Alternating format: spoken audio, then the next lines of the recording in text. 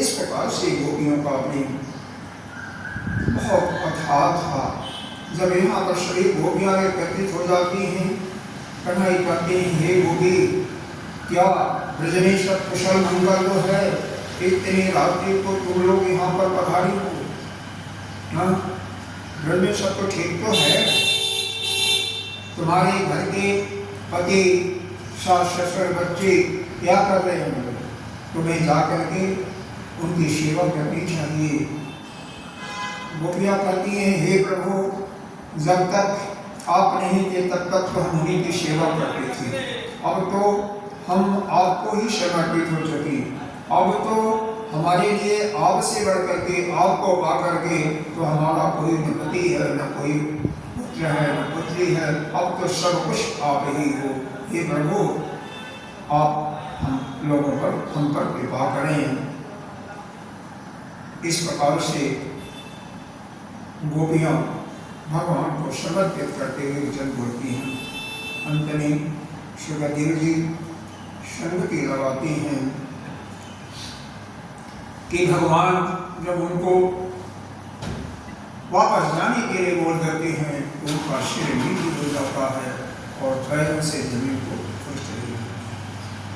नेत्रों से आंसू बह करके काजल के साथ उनके वक्षस्थल पर उसको भिगो रहा है।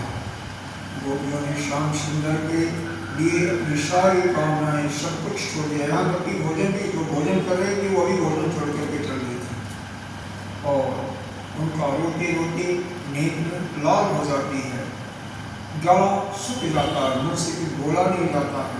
तब गोपियाँ यहाँ पर कुछ कहती हैं। यहाँ तक हम लोग कल वर्णन किए थे, कल विचार किए थे। आइए आज गोपियाँ इस पर क्या कहती हैं, उन पर सुनते हैं। मैवं विभो वाक्ति भवान् गदिशं निशंसनं संतज्य सर्वविषयांस्तव पादमूलं भक्तापदस्य दुर्वग्रहमां तजस्मन् देवो यथा याति पुरुषो भजते मोक्षम् यदपत्यपत्यसहरताम् अनुवृत्तिरन्वः स्थिरं स्वधर्म इति धर्मविदोक्तयोक्तम् अस्ति एवम्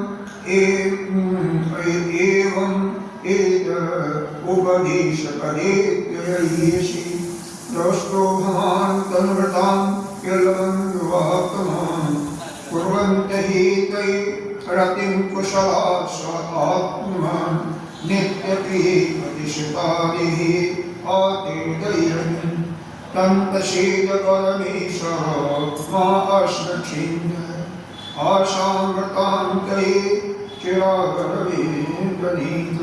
क्या कहती हैं? हे प्यारे कृष्ण, तुम तो घट जाते हो, घट कर यहाँ पर अभिप्राय है कि सभी के हृदय में जो कुछ चल रहा है, मन की बातों को भी आप जानते हैं, सब कुछ आपको पता है। और वही क्या, जो भी इस अपने को इस प्रकृति से एक कर लेता है, क्योंकि वास्तव में आपको इस के अंदर जो आपका मन, बुद्धि, चित्त, अहंकार या शरीर है, सब प्रकृति का ही तो है, प्रकृति का भगवान की माया है। अब जब उससे आप पदाकार हो जाते हो, एकत्व साबित कर लेते हो, तो जो आप चाहते हो वह प्रकृति तुम्हारे समक्ष सब कुछ हाजिर कर देती है। तो वही चीज़ यहाँ पर हो रही है कि हम गोपियाँ करें, हम तो सब कुछ अपना घर द्वार भोग वस्तु को छोड़ करके आपके चरणों में आ गई हैं। हाँ, यह जरूर है कि आप बहुत अच्छी हो, जिद्दी हो, आप पर हमारा कोई अधिकार नहीं है, फिर भी तुम अपनी ओर से आदि पुरुष भगवान नारायण कृपा करके अपने मोक्ष भक्तों से प्रेम करते हैं, तो आप भी करो ना, उन्हें स्वीकार करो, हमारा त्याग मत करो, क्योंकि आप भी तो ही हो, नारायण हो। हे श्याम सुंदर, तुम सब धर्मों के रहस्य को जानते हो। धर्म क्या है, अधर्म क्या है, इसका परिभाषा आदि गुरु शंकराचार्य ने गीता जी के ऊपर भाष्य लिखने के पहले किया है, धर्म की परिभाषा किया गया है उन्होंने। जगतः स्थिति कारणम प्राणिनाम अभ्युदयम च निःश्रेयस्य स धर्म। यानी धर्म की परिभाषा उन्होंने क्या दिया कि जो कि जगत को यानी इस सृष्टि को ठीक ठाक रखा है, उसके स्थिति का कारण है। ऐसा कोई कर्म जो उसके जगत के स्थिति में सहयोग करती है वह धर्म है। और प्राणी नाम, सर्व प्राणी नाम अभ्युदय, सभी प्राणियों के कल्याण की बात करती है। और जो निःश्रेयस्य का, और उनको मोक्ष को प्राप्त कराती है, उसी को धर्म। कोई भी कर्म यहाँ पर उन्होंने डिफाइन नहीं किया कैसा, जो भी कर्म प्राणियों के कल्याण के लिए है, इस जगत के स्थिति को कायम रखती है, उसमें सहयोग प्रदान करती है और मनुष्यों को स्वर्ग की अरेसर का मोक्ष भी दिलाती है, वही है। तो इस प्रकार से, और साधारण शब्दों में धर्म का परिभाषा यह समझ सकते हो, बहुत ले लंबिजनी, कि जो आपके अनुकूल है, जो आप जिससे जैसा व्यवहार करना चाहते हो वैसा ही आप दूसरों के साथ व्यवहार करो। आप चाहते हो कि कोई हमारे साथ बुरा व्यवहार ना करे, कोई हमें गाली कर दे, कोई हमें भड़ा बुरा, तो आप भी किसी को ना। अगर आप जैसा स्वयं आपका चाह है, इच्छा है, वैसे ही अगर दूसरों से व्यवहार करोगे, जो आप पसंद नहीं करते दूसरों के लिए भी आप वो मत करो, और कोई धर्म का आपसे कोई नहीं नाराज होगा। हाँ, सभी आपको चाहिए। तो हे भगवान, आप ही साक्षात तुम्हें जितने भी शरीरधारी हैं सबके प्रिय हो। आत्मा सभी की आत्मा और प्रियतम आप ही हो। विशेष करके उन्होंने अपने लिए कहा, लेकिन यहाँ पर सबके लिए। आत्मज्ञान में निपुण हे महापुरुष जो है वो आपसे ही, मतलब जो आत्मज्ञानी है, जो अपनी बारे में जानता है, जो आत्मा को जानता। आत्मा क्या? स्वयं। देखो, यह केवल पुरुषों के अंदर ही, मनुष्यों के अंदर ही, मनुष्यों के अंदर ही ऐसा ज्ञान संभव है कि वह अपने को जान सकते हैं। दूसरे जीव में रह करके वो नहीं जान सकते, दूसरे जोनी में नहीं जान सकते हैं। तो हम स्वयं वह ब्रह्म ही हैं, ऐसा जो जानता है, और वही ब्रह्म आत्मा के रूप में हम सबके अंदर निवास कर रहा है। श्रुति ने कहा है कि आपका जो कि सामवेद का उपनिषद है, और सामवेद का ही उपनिषद है, उसके अंदर में ना ऐसा वर्णन किया है, जस्य मनुष्यो न मनु जेन आहु मनोमतम तदेव ब्रह्मं तम विद्धि न इदं यद इदं उपासते। जिसका मन, ये जस्य मनुष्यो न मतो, जिसका मन नहीं कर सकता, जिसके विषय में विचार नहीं कर सकता। जेन आहु मनोमतम, लेकिन जिसके शक्ति से ही मन विचार करता है, उसके सोचने की शक्ति जिसके कारण से आती, जिस शक्ति से, तदेव ब्रह्मं तम विद्धि, तुम उसी को ब्रह्म समझो। न इदं जड़ इदं वासे, वह ब्रह्म नहीं है जिसकी उपासना करना। इसीलिए उपासना करने के बाद अंत में हमें अपने को उस आराध्य देव जो आपके हैं उनसे एकत्व स्थापित करके ऐसा विचार करना चाहिए कि हमारी आत्मा और आपकी आत्मा जिसके आराध्य की है, दोनों एक हैं और वही ब्रह्म है। ऐसा जो विचार होता है उसी को जो भी हम करते हैं कि योग करते हैं। और हे कमल नयन, चिरकाल से तुम्हारे प्रति पत्नी पोषी आशा विलासा के लहलाती लता का छेदन मत करो, क्योंकि हम आपको प्राप्त करने के लिए ही हम बहुत समय से प्रार्थना कर रहे हैं। हे मनमोहन, अब हमारा चित्त घर के धंधों में नहीं लगता, इसी से हमारे हाथ भी उनमें रमे हुए थे, परंतु तुमने हमारे देखते देखते हमारा वह चित्त लूट लिया, अब हमारे मन को लूट करके अपने अंदर बिठा रखे हो, तो तुम्हें कोई कठिनाई नहीं उठानी पड़ी, तुम तो सुख स्वरूप हो ना, परंतु अब तो हमारी गति तो अलग हो गई ना, हमारे पैर तुम्हारे कमर चरणों को छोड़ करके कहीं नहीं जा सकते, हटने के लिए पीछे तैयार नहीं है, हम ब्रज में कैसे, हम तो आपके पैरों की दासी हो गए, वहां जाएंगे तो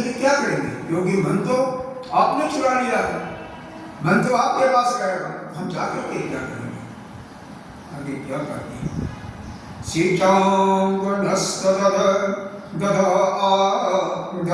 अमृतपूरकीण हासाय लोकफलगीतजहक्षाग्निं नो चेत् वयं विरहजा अनुपयुक्तदेह ध्यानेन जामपदयोपदविंसकीति हे अम्बुजाक्ष तव पादतलं रमया तदक्षणं पतितरजनप्रियस्य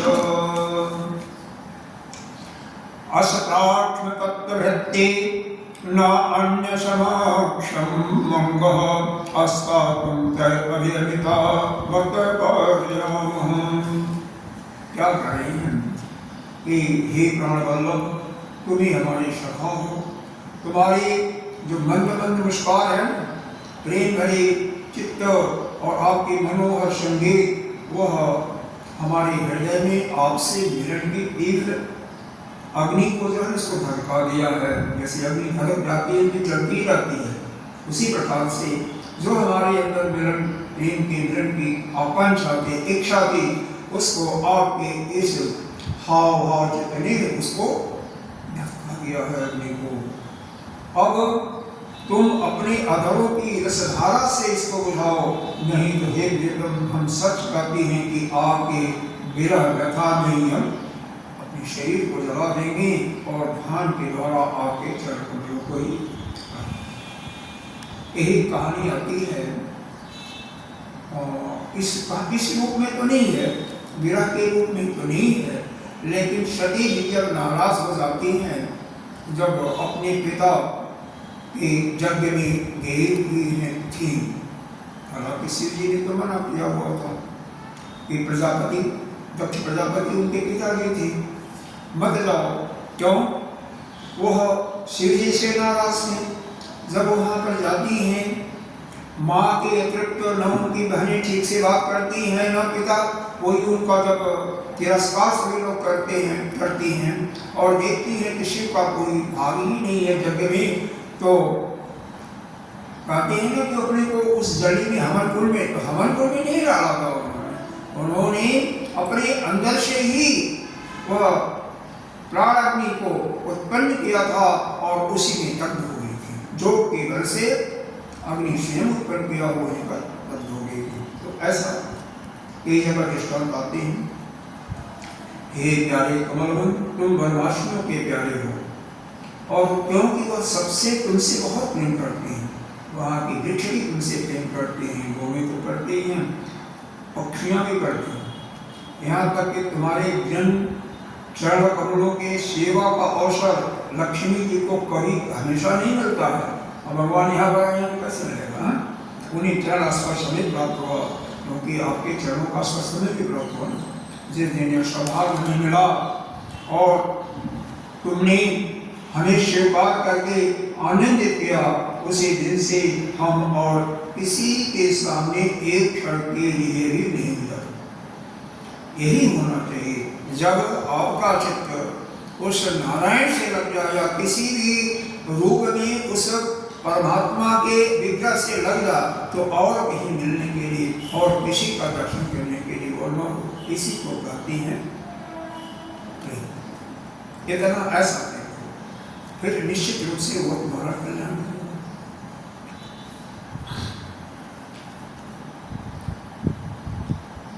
शेत्पादाम्बुजचक्रमीन्द्रस्य लब्ध्वा विवक्षसे पदं किल वृत्तजुष्टं जस्याश्रवीक्षणकृते अन्नशिरः प्रयासः सदभयं सदगत भयं च तव पाद चरजे ब्रजनादन ते मूलम प्राप्ता विशिष्य वसते तो उपासनाशम तव सुंदर अस्मित निरीक्षण दीर्घम तत्पात्मना पुरुष भूषण दीर्घाश्रम। क्या कर रही हैं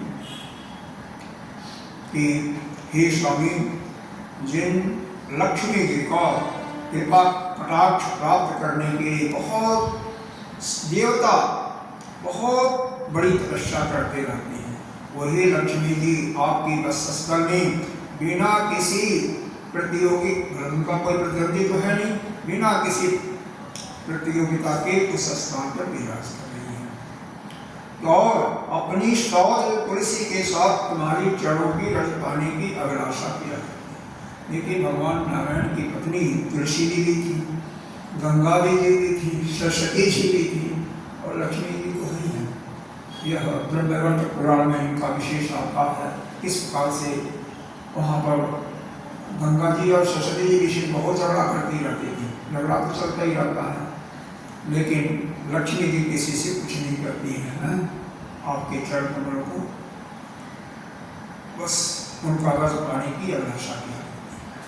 अब तुलसी जी तो बाद में बनी थी, अब तक के सभी भक्तों ने उस चरण रस का सेवन किया है। उन्हीं के समान हम भी तुम्हारे उसी चरण रस को प्राप्त करना चाहते हैं, उन्हीं के शरण में आए हैं। हे भगवान, अब तक जो भी आपके चरणों का सेवा लिया, चरणों का शरण लिया या आपके आश्रय हो गया, उसके सारे कष्ट आपने हटा दिए। इसमें कोई अतिशक्ति नहीं है। अरे एक छोटा बालक माँ का शरण लेता है तो माँ उसके प्रत्येक दुखों को दूर करती है। स्वयं गीले बिस्तर पर सोएगी, बच्चे को जो सुख आसान होता है उसका सुलाएगी। अब तुम हम पर हमें भी अपने प्रसाद का भाजन बनाओ, मतलब अपने प्रसाद को दे करके हमें अनुग्रहित करो। हे श्याम सुंदर, हम आपकी सेवा करने की इच्छा से घर गांव कुटुंब सब कुछ छोड़ करके आपके चरणों की शरण में आए। हे प्रियतम, वहाँ तो तुम्हारी आराधना के लिए अवकाश नहीं है, समय नहीं है तुम्हारे पास, लेकिन हे पुरुषोत्तम, यह तुम्हारी मधुर मुस्कान और ये चित्तमन, चार चित्तमन जो है, यानी तुम्हारा ये चित्त को लगाने वाले जो हाव भाव है, वही आप की तरफ हम लोगों को आकर्षित किया है, हमें आकर्षित किया है। भगवान देख रहे हैं, भगवान कढ़ाई का विशेष करके हमेशा मधुर मधुर मुस्कान। यह देखा होगा भगवान का, परमात्मा का कोई स्वरूप होगा, ब्रह्मा जी को छोड़ भगवान वो नहीं है, वो तो आने जाने वाले हैं। तो कहीं दाढ़ी मूछ नहीं देखा होगा, कभी बाल पके हुए नहीं देखे होंगे, क्योंकि इनका शरीर पंचभूतों से नहीं बना हुआ है। तो दिव्य पंचभूतों से जिसका शरीर बना हुआ है, उनके दाढ़ी मूछ पकते हैं। वैसे ब्रह्मा जी, उनको आए हैं लेकिन जाना पड़ेगा, लेकिन ये ब्रह्म किसी स्वरूप में आया तो उसको जाने की इच्छा नहीं। वो तो सृष्टि के प्रारंभ में भी था और अभी भी है, बाद में भी रहेगा।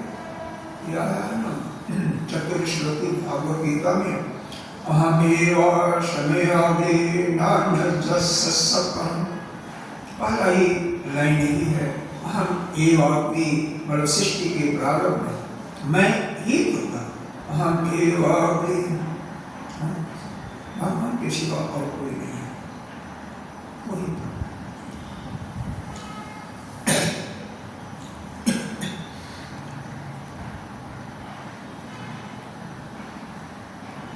आप हम पर कृपा करें, हमें भी प्रसाद का भाजन दें, सेवा करने की आशा दें, क्योंकि हम सब घर कुटुंब परिवार सब कुछ छोड़ करके आपके पास आई हूँ। हे प्रियतम, तुम्हारी आराधना के लिए अवकाश ही नहीं है। हे पुरुषोत्तम, तुम्हारी मधुर मुस्कान चार चितवन ने हमारे हृदय में प्रेम की आकांक्षा को, की अग्नि को प्रज्वलित कर दिया। हमारा रोम रोम उसमें चल रहा है।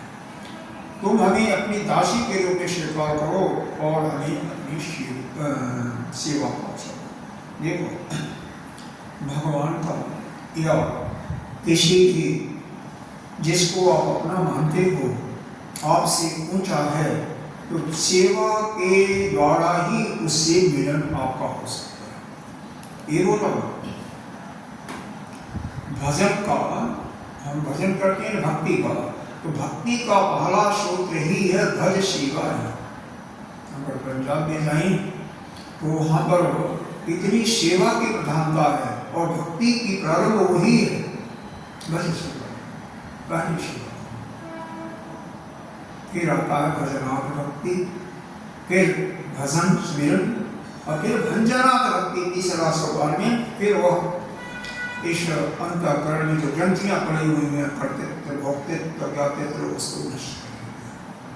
पहला क्या है? सेवा करना, सेवा से यही गोपियां उसी सूत्र को ला रही है कि आप हमें अपनी दासी के रूप में स्वीकार करके हमें सेवा करने का दीक्षालकाव्रतमुखं तव कुण्डलश्री गण्डस्थलाधरशुलं हसितावलोकं दत्ताभयं च भुजदण्डयुगं विलोक्य वक्षसे परमणं च भवामदर्शनं कास्त्रियं गते कल्पदायतमोक्षितेन संभृता आर्यचैतान्यचले स्त्रीलोकम् त्रिलोक्य सौभाग्यमिदं च निरीक्षरूपं जटगोधजद्रुमृगापुलकान्यवीर। बहुत ही एक एक लाइनें, एक एक शब्द यह बनाने वाले कौन हैं पता है? दैपायन ऋषि भगवान के 24 अवतारों में से जाते हैं, उन्हीं को व्यासमुनि करते हैं। तो कितना मतलब श्रीमद् भागवत के अंदर ज्ञान, जो वेदों का ज्ञान है पूरा कोट करके भर दिया है। कोई अगर यह है कि विद्वान है तो यहाँ से तो एक अध्याय पूरा करने में उसको महीनों लग जाएंगे, बड़ा मुश्किल।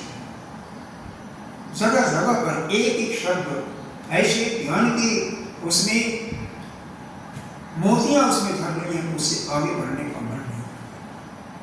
बहुत ही सुंदर शब्द है जो कि उपनिषदों में वही समझने में आपको बहुत समय लगता है। तो वह सारा ज्ञान उसने भर दिया है। तो कोई समझेगा, अरे रामचरितमानस में देखो, वहाँ पर भी तुलसीदास जी ने जो वेदों का अध्ययन उन्होंने बनारस में जाकर के काशी में किया, तो वह सारा ज्ञान उसने भर दिया। ठीक है, हम लोग उसको लाइटली लेते हैं, हल्के से लेते हैं।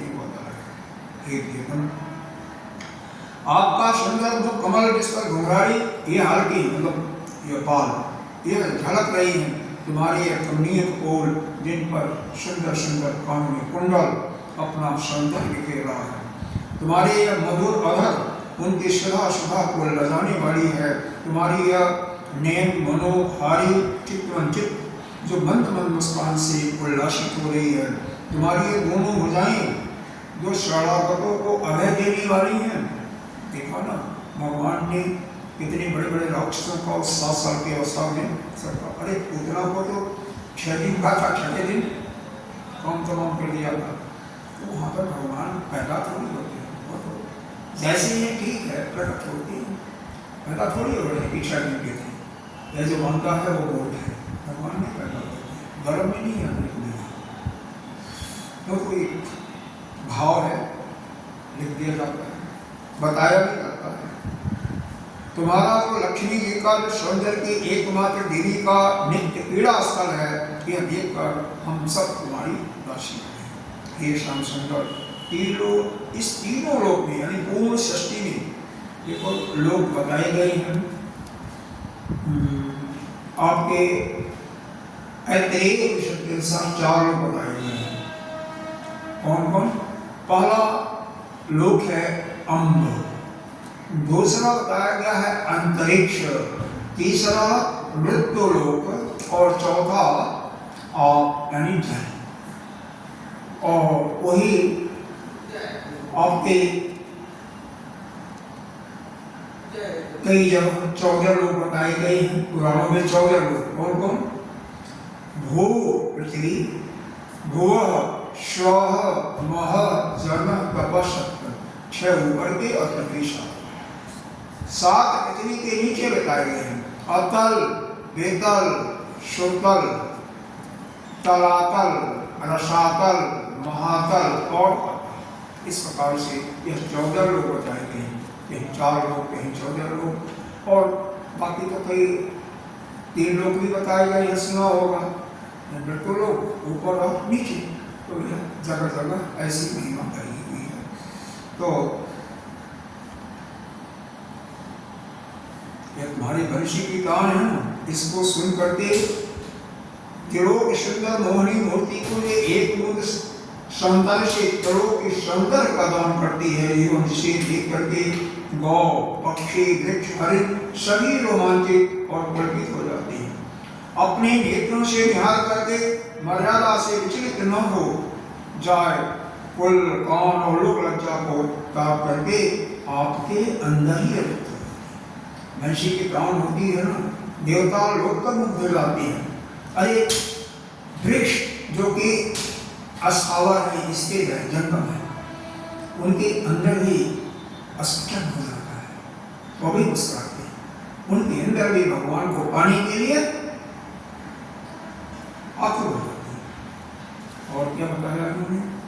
व्यक्तम भानुर्जभयार्ति हरो अभिजातो देहो जथा आदि पुरुष शिवलोक्यगोप्तो तन्नो निदेहि करपंकजम् आर्तबन्धो तप्तस्तनेषु च शिरस्सु च किं करीयम्।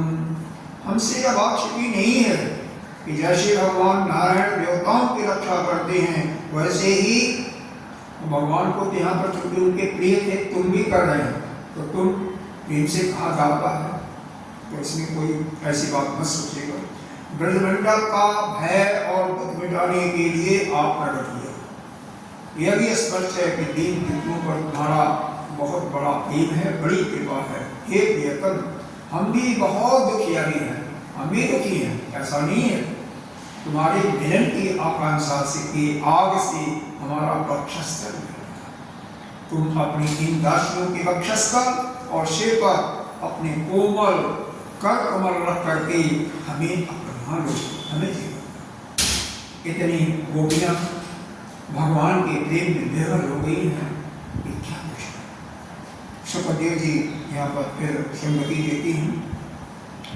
श्री शुकवाच इति विक्लवितं तासां श्रुत्वा योगेश्वरः ईश्वरः प्रायश सदयं गोपी आत्मा रामोऽप्यरीरम् ताहि समेता अभिधानचेष्टितः प्रेक्षणो वल्लमुखे अच्युतः पुराहासदिजकुञ्जदीक्षति व्यरोचतैलाकं योगोऽभिरतः उपगीयमान उदगायन् वनिता सजूथ मालान्वृद्धवैजन्ते वचलमण्डयन् वन्।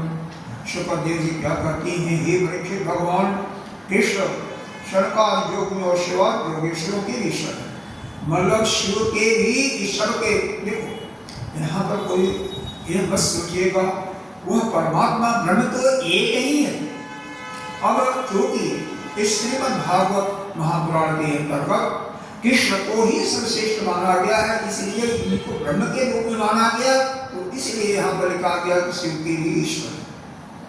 यही जब आपको शिव महापुराण की कथा सुनाया जाएगा तो हम ही बताएंगे कि वह भोले बाबा महादेव ही ब्रह्म है और बाकी सब देव।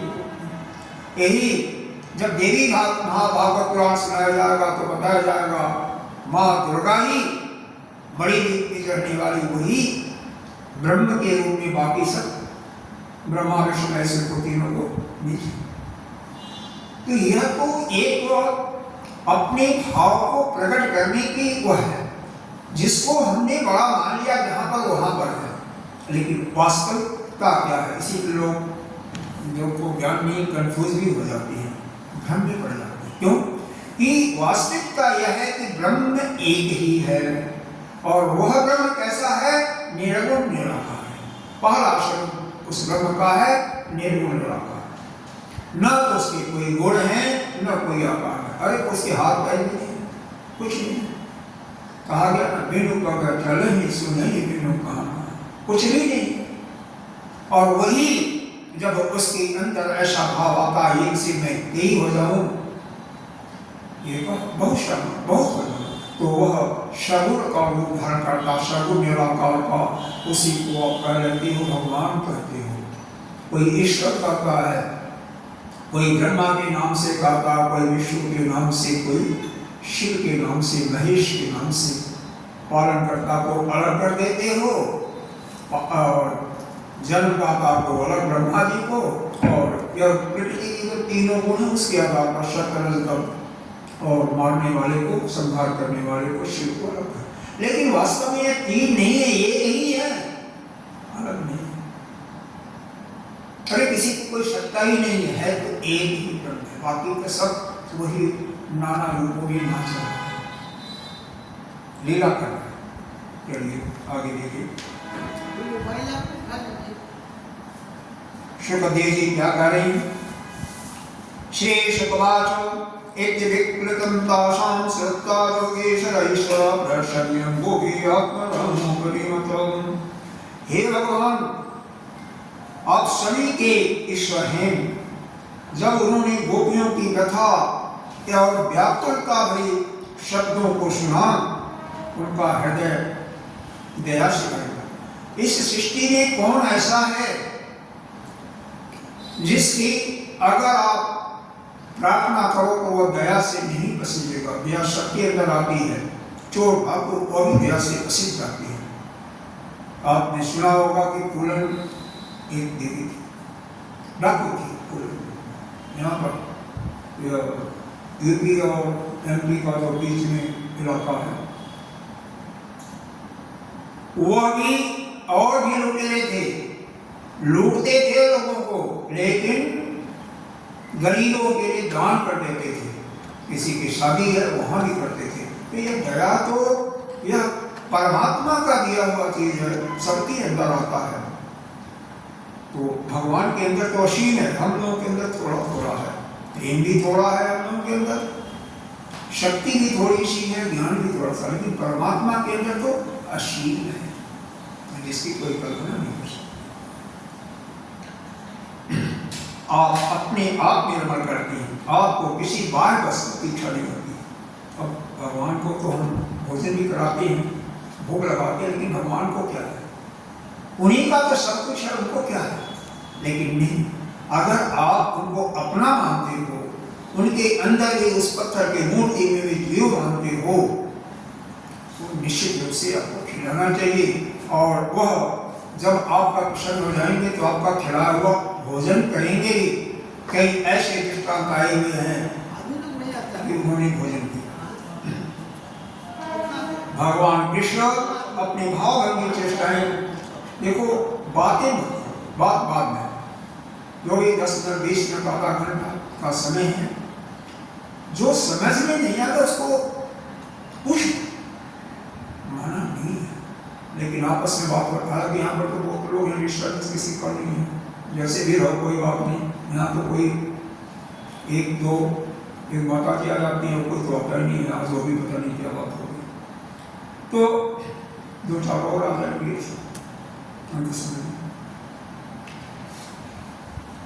जब वह खुल करके भगवान हंसते, उनकी उज्जवल उज्जवल गांव जैसे कहते हैं कुंद कली के समान जान पड़ते थे। यानी जैसे कलियां होती है, दांत सबके नहीं स्वच्छ होते हैं, बिल्कुल सफेद सफेद दांत, लेकिन बालक कोई होगा तो उसके दांत बिल्कुल सफेद ही होते हैं।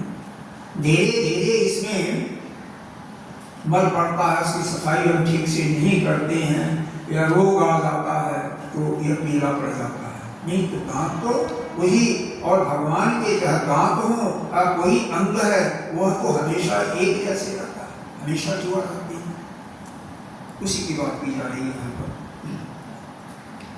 उनकी प्रेम भरी चितवन और दर्शन के आनंद से गोपियों का मुख मंडल प्रज्वलित हो गया। उन्हें चारों ओर से घेर करके खड़ी हो जाती हैं। उस समय भगवान कृष्ण की ऐसी शोभा बनती है कि मानो अपनी पत्नी तारिकाओं के सभी के साथ घिरे हुए चंद्रमा हो, क्योंकि चंद्रमा की कितनी पत्रिका है, यहाँ पर तारा शब्द आया 27 नक्षत्र हैं, 2700 उसकी पत्नियां हैं चंद्रमा की। इसीलिए कहा गया है मानो पत्नी अपनी पत्नी तारिकाओं से घिरे हुए चंद्रमा, मतलब चंद्रमा की 27 पत्नियां अश्विनी गार्गी कृतिका रोहिणी मिश्रा टूटी होती है, लेकिन सबसे ज्यादा प्रेम का किससे आता है, उनके कभी गोपियां अपने प्रियतम कृष्ण के गोल्ड लीलाओं का गान करती और कभी श्री कृष्ण गोपियों के प्रेम और शंकर के भगवान। आप किसी की प्रशंसा करेंगे तो वो भी आपकी प्रशंसा, आपका भी वो भी गाने लगते। इसके बाद भगवान कृष्ण पुष्कर क्या है, अभी तो कोई चल रहा है आपका। भगवान कृष्ण कुछ कहते हैं क्या, बाहुप्रसार परिरंभ कराल कोरोनि वेष्टनाल भरनमन्न खाग्रपातै इक्षयालोक हसितै वृजै सुन्दरीणां पक्तभयन रतिपतिं रमयाञ्चकार। क्या सुंदर है। भगवान कृष्ण गोपियों के साथ जमुना जी के उस पावन पवित्र स्थान पर जो कपूर के समान चमकेगा, कपूर का उदाहरण क्यों दिया, कपूर सफेद होता है, जैसे चमकीले बालू से, बालू जो होते हैं रेत होते हैं चमकते हैं, वैसे ही वो चमकते हैं। जमुना जी के तरल तरंगों के स्पर्श से शीतल और कुमुदिनी एक फूल का नाम है, उसे सर सुगंध से कुमुदिनी का सुगंध बहुत मनमोहक होता है। उसकी वायु के द्वारा जब कुमुदिनी खिली होती है तो वायु की जो हवा चलती है उससे पूरा सुगंध वातावरण में फैल जाता है। उसी का यहाँ पर वर्णन किया गया। उस आनंद प्रद पुलिन पर भगवान ने गोपियों के साथ वहाँ पर क्रीड़ा किया। क्या किया, हाथ फैलाना, आलिंगन करना, गोपियों का हाथ बढ़ाना, उनकी चोटी नाम इत्यादि, मतलब जो हाथ से प्रतिक्रिया होती है उनका वर्णन यहाँ पर किया है। सारी गोपियाँ मस्त हो जाती, मुक्त हो जाती हैं, संतुष्ट होती हैं। इसके बाद क्या है, एवं भगवतः केशलभ्यमाना महात्मनः आत्मानं मेरे स्थिरं मारिणो लभतिकं वै तासां तत्सौभगं मदं वीक्षमाणं च केशवः प्रशमाय प्रसादाय तत्र एवान्तर्नियत। सर्वव्यापक भगवान कृष्ण किस प्रकार गोपियों का आदर करते हैं प्रेम से, तब गोपियों के मन में ऐसा भाव आता है कि समाज इस संसार की सृष्टि की समस्त स्त्रियों में हम श्रेष्ठ। भगवान को सब कुछ बर्दाश्त है, लेकिन अहंकार नहीं। कोई किसी के अंदर यदि अहम का भाव आता है, भगवान वहीं पर, भगवान हमेशा उनका यही चाहते हैं जो हमारे लिए आया, हमारे लिए समर्पित है, वो हमसे है। लेकिन बिना, आप ऐसे समाज में देख लो, जो भी अहंकार करता है उसका पतन हो जाता है। अरे कोई कहता है किसी ने बहुत सुंदर गाड़ी लाया और उसका पड़ोसी की जो कार है उससे बहुत अच्छी है, आलीशान है, उसके अंदर हम आया ना, और वहाँ अहम बहुत जल्दी चूक हो जाता है। इसे कभी भी अपने अंदर अहम नहीं लाना चाहिए। अब भगवान ऐसा देख करके इनको हम आ गया, अहम को चूर करना चाहिए और उनका अहम को शांत करने के लिए उसी बीच में से, गोपियों के बीच में से गायब हो जाते हैं, अंतर्धान। इसलिए हमें यहाँ से यह रासलीला का जो पहला अध्याय है, जब हम पहला इसका जो ज्ञान का सूत्र मिलता है, अगर किसी से हम मन बुद्धि सब कुछ किसी को समर्पित कर देते हैं, तो वो भी हमारे लिए अपने सब कुछ समर्पित करते हैं। यहाँ पर गोपियों ने भगवान को अपना सब कुछ सर्वस्व न्यौछावर कर दिया। अपना घर द्वार बाल बच्चे सब कुछ छोड़ करके भगवान को समर्पित हो जाती हैं रात्रि के वक्त में, तो भगवान भी उनको समर्पित करते हैं। दूसरा चीज, इस समर्पण में भी जैसे ही आपके अंदर अहंकार मद आ जाता है, वैसे ही आपका भगवान इसको कभी नहीं करते। इतने अच्छा शत्रु आप हम सभी करेंगे क्या? काम, क्रोध, मद, लोभ, मोह और मत्सर, हमेशा इनसे बचना चाहिए। काम का मतलब क्या है, इसको अच्छी तरह समझ लेंगे तो आपका मन में किस रति पीड़ा तो होता है काम, लेकिन उसके अलावा किसी भी संसार के जितने भी भोग पदार्थ हैं, किसी में भी प्राप्त करने के लिए लेश मात्र भी इच्छा न हो, तो आप काम से निर्भीक हो जाती है। जिसके अंदर जो कामना आती है ना, अभी आती होगा महाराज, समय हो तो देख लीजिए। हाँ, कहाँ से आए हैं आप? और अभी तो आई है 10 मिनट में, समझ में नहीं आ रहा है। ठीक है, आपकी मर्जी। 7:30 से हाँ, तो 10 मिनट और है, बस बंद हो रहा है, इसको समाप्त करके इसको समझा रही है। तो काम का हमारे अंदर जब तक यह काम की भावना होगी, यानी इस संसार की वस्तुओं में, भोग पदार्थों में हमारा हम सुख की अनुभूति करते रहेंगे, सुख की अनुभूति होगी, तब तक आप मुक्ति मोक्ष आपको नहीं प्राप्त हो सकता। मोक्ष प्राप्त करने में इस संसार के दुखालय संसार से निवृत्त होने के लिए या 84 लाख जन्मों में भटकने से अगर बचना चाहते हैं, तो सबसे जितने भी भोग वस्तु हैं सबसे आप अपने को, किसी में जो मिल जाता है वो वही खाओ, भोजन करो, जैसा भी है उसी में संतुष्ट रहो। लेकिन जरा सा भी आपके हृदय में अगर इच्छा है कि नहीं हम यही चीज लेंगे, वहीं पर आपका प्रदर्शन। क्रोध, काम में ही आपके वासना में कोई बाधा डालता है तो आपको क्रोध आ जाता है। मिल जाता है बारंबार भोगते होते तो क्या हो जाता है? लोभ, फिर मोह, और जो अब ज्यादा लोग कोई बद मत्सर आ जाती है, काम और मत्सर। तो खैर इसी के साथ में हम यहाँ पर इसको समाप्त करते हैं। 1-2 छोटे छोटे भजन होंगे, फिर आरती ठीक 7:30 बजे कथा वापिस समाप्त होगी। अगर आप उसके बाद फिर लेट से टायर को हटाना चाहो तो कोई बात नहीं, हम चलते रहेंगे, हमें कोई समय की कमी नहीं है, हमको यही करें। इसी को अगर समझ जाओ, काम क्या है, क्रोध क्या है, मद क्या है, लोभ क्या है, मोह क्या है, मत्सर, इस संसार के जितने भी जिन जिन वस्तुओं से सुख की प्रतीति आप करते हो, है नहीं, सुख मिलता नहीं है, किसी वस्तु को देख लो, भोजन को देख लो, अरे जिसको कहते हैं कश्मीरी अच्छी बढ़िया खीर, आपको प्रिय है, लेकिन अगर एक गिलास में ज्यादा हो जाए तो आपका पेट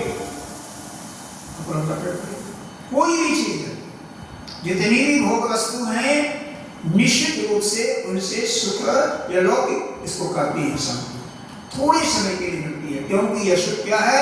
अनित्य है, हमेशा रहने वाला नहीं है।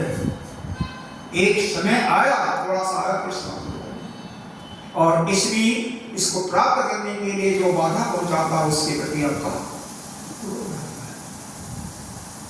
अगर वह मिल जाता है, बार बार भोगते हो, किसी इंद्रिय का, चाहे जिह्वा का, चाहे जनेंद्रिय का, या स्पर्श सुख का, या शब्द अरे रूप का, नेत्रों से, शब्द का, यहाँ से गाना जो आपको सबसे प्रिय लगता है, क्या बारंबार सुनने की इच्छा करती है ना? अगर कोई बाधा, कोई रोका तो आपको क्रोध आएगा। अगर बार बार उसको सुनना शुरू करोगे तो क्या होगा? उसके प्रति आपका लोभ हो जाएगा, लालच आ जाएगी, और वही लालच बाद में मुंह में कलह हो जाएगा। और जाएगा, उसको छीनने की डब्बे तो क्या उससे दाह हो जाएगा, मत्स्य आ जाएगा। और नहीं पूरा सुख आनंद ले रहे हो तो सबसे ज़्यादा हम सुख ले रहे हैं तो मत आ जाएगा, घमंड आ जाएगा। इनको समझना अति आवश्यक होता है, इसलिए इनको बताया। आगे से हम कल गोपियों की कृष्ण के विरह में जो गोपियों की दशा है उसका हम उस पर विचार करेंगे। आइए एक 2 लाइन का छोटा सा भजन और फिर आपको इसके बाद कहना है 2 लाइन का। जाओ कहाँ